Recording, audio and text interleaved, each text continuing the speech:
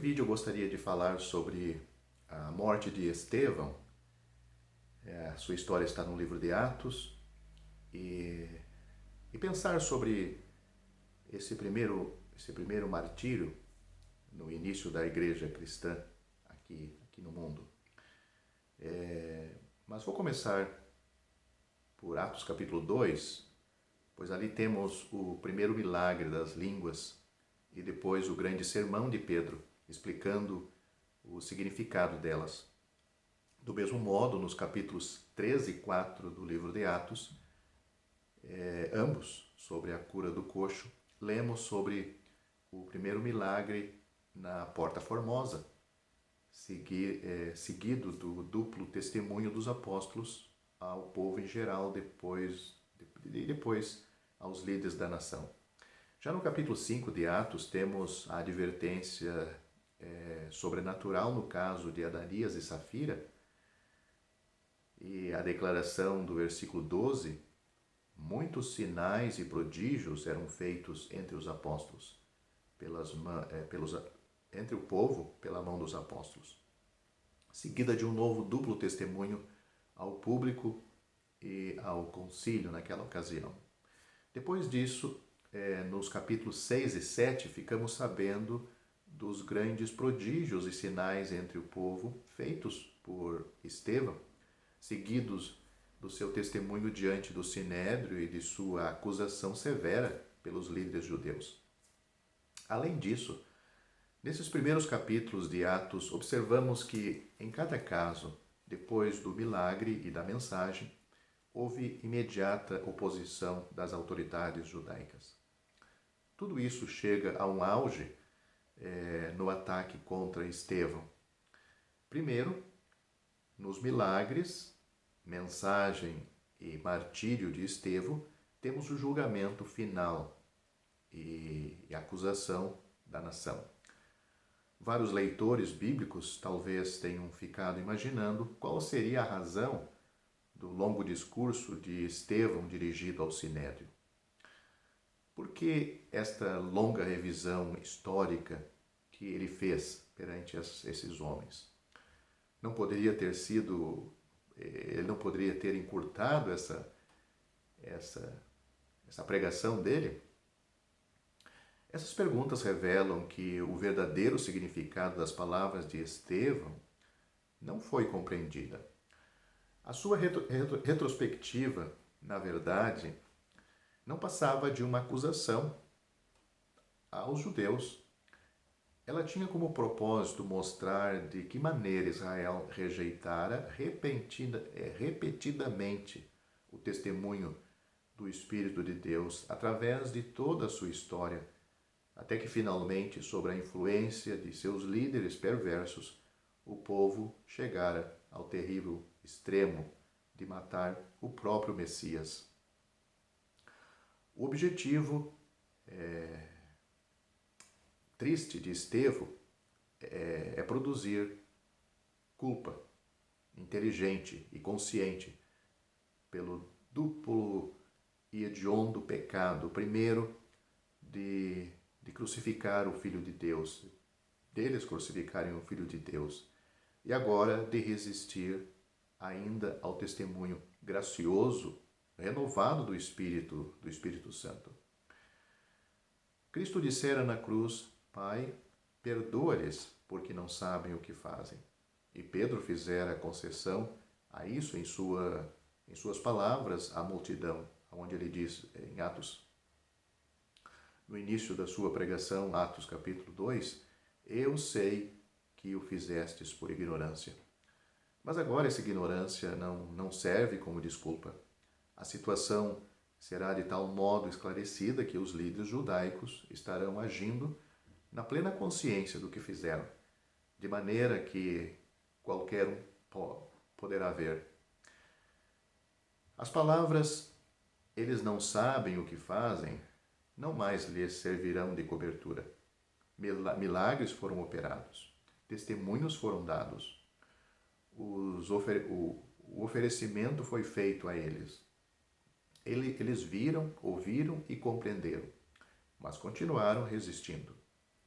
Os milagres foram, com certeza, indiscutíveis e irrefutáveis. Os próprios líderes viram-se forçados a admitir isso. Vemos tanto a sua admissão no fato como sua atitude em relação a ele, nos capítulos 4, versículos 16 e 17, e no 5, versículo 12, 17 e 18. Assim também o testemunho dos apóstolos tinha sido o mais claro possível. Não poderia haver qualquer interpretação errada de pronunciamentos diretos como os feitos no capítulo 9, no capítulo 4, do versículo 9 a 12. Não havia realmente qualquer possibilidade de erro numa linguagem clara como esta. No entanto, qual foi o resultado?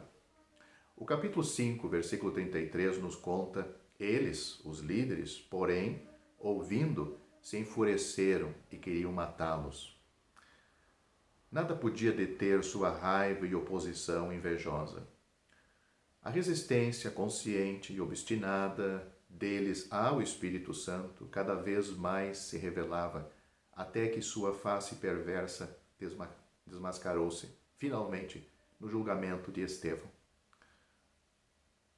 As palavras de Estevão eram: homens de dura cerviz e incircuncisos de coração e de ouvidos, vós sempre resistis ao Espírito Santo.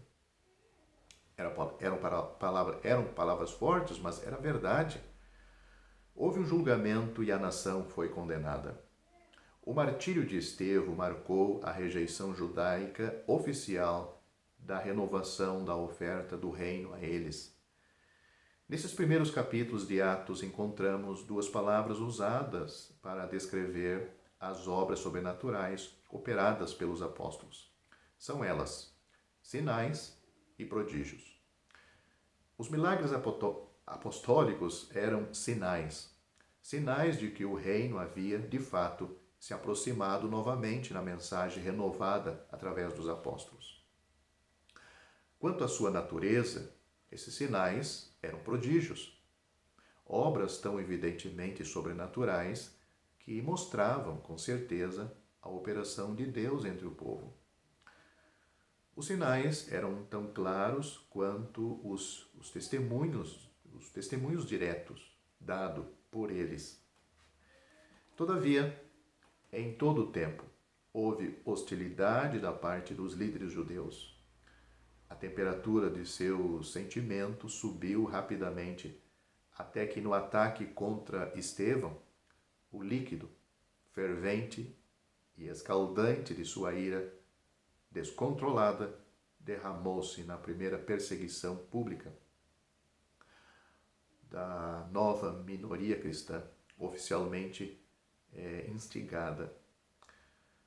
O apedrejamento de Estevão foi o sinal para um levante de todo o povo contra os crentes. Esta foi a faísca que pôs fogo no ódio dos judeus contra o Nazareno e seus seguidores. Note a ligação entre o último versículo do capítulo 7 de Atos dos Apóstolos e o primeiro versículo do capítulo 8. Vou citar aqui. E apedrejavam a Estevão, que invocava e dizia: Senhor Jesus, recebe o meu espírito. Então, ajoelhando-se, clamou em alta voz: Senhor, não lhes imputes este pecado. Com estas palavras, adormeceu. Naquele dia, levantou-se grande perseguição contra a igreja em Jerusalém, e todos foram dispersos. Então, se você ler nesta ordem o último versículo do capítulo 7 com o primeiro versículo do capítulo 8, vemos uma sequência. Estevão, o primeiro mártir, foi rapidamente seguido por centenas de outros que caíram sob os golpes do perseguidor. A tradição conta-nos que mais de 2.000 foram mortos no levante inicial com o martírio de Estevão. Esse martírio foi a expressão desesperada, mortal e decisiva da nova rejeição oficial judaica contra o Senhor Jesus como Messias, Salvador e Rei. O martírio de Estevão precipitou o primeiro movimento evangélico fora da capital judaica. Então, neste martírio não vemos só a expressão de ódio dos judeus contra o Evangelho, contra Cristo, mas também vemos o Evangelho saindo de Jerusalém e indo mais longe. Vejamos outra vez o capítulo 8 de Atos.